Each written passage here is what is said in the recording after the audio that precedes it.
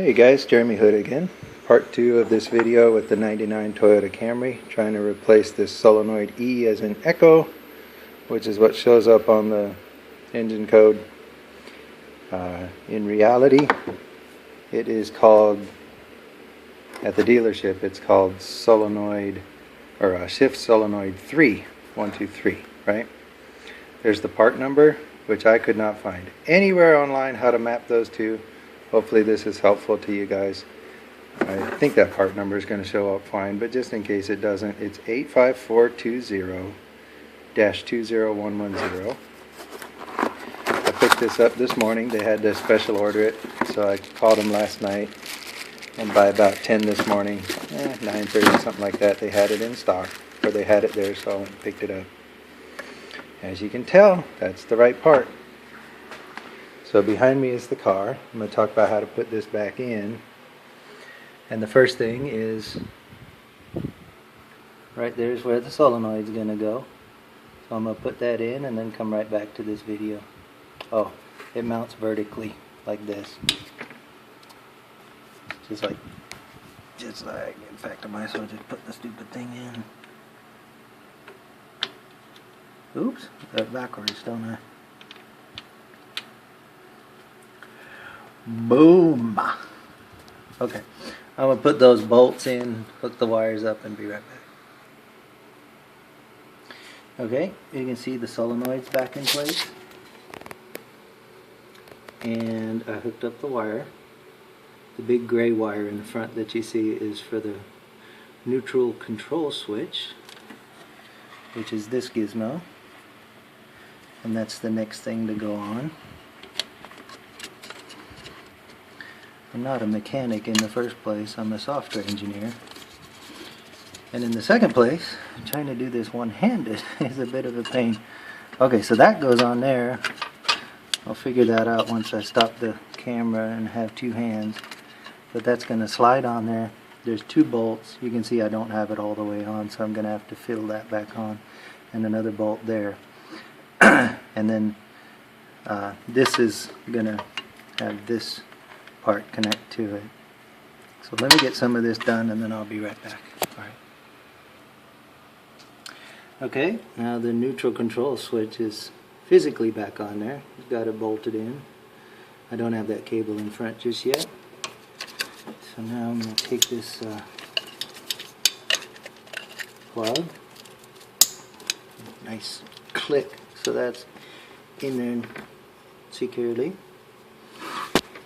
And then I think this is the connection to the lever inside the gear shifter. So that goes on there pretty close to flush, I guess. And then there's a lock washer and a nut that's going to go on there. I'll grab that. I'll be right back. Alright, that cable's connected again. Now I'm going to take my nifty duct tape off of the hole where the transmission dipstick goes, which is right in there. And then try and do this one-handed if I can. I think this is going to go on top of this. Yep, it sure is. And into that hole.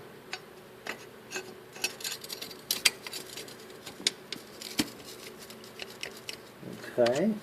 Oops, I goofed up. So what I did was I went behind this, but I kept it in front of this, which I think is wrong. So I'm going to go behind this and behind that. And I think we're going to have a better look with that. Okay. Just watch that go in again. Okay, all the way down, nice and secure. Let me see if I can find it. There. There's the bolt that holds transmission dipstick in place. I'll get that once I've paused the camera. And then the dipstick, whatever this is called, the dipstick hole thingy is just sits there. Okay, be right back. Okay, got that bolt back in place. Right there, that bolt. Got the transmission dipstick holder and the transmission dipstick itself. I don't know what any of this mess is called, so I'm just making up words.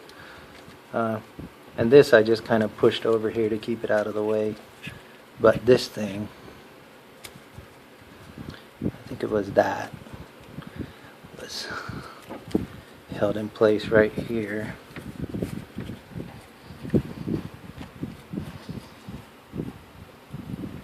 Wow, that's a little tough. Okay, there, that's back in now. I think that's where that was. I'm not 100% certain. It wouldn't be that. It would have to be this. Okay. That goes down in the transmission, whatever that is.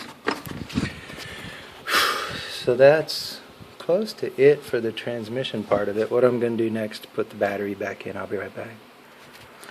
Alright, this is kind of a finished product picture. All that disaster's back in place.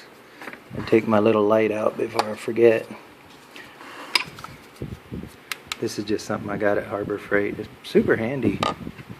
They give them out for free sometimes even. Okay, there's all the solenoid, neutral control switch, blah blah blah. I don't even know. Cables hooked back up. Dipsticks back in. Batteries back in. Batteries hooked up. Proof that this is actually Jeremy working on this. Whenever I work on anything, I always end up bleeding. Okay, now I'm going to go ahead and fire up the car, clear the code, and that's going to be video 3, just kind of a confirmation that everything worked. And the reason I'm confident everything worked is if it didn't, I won't be posting this to YouTube. Oh, it's magnetic too, so it's pretty neat.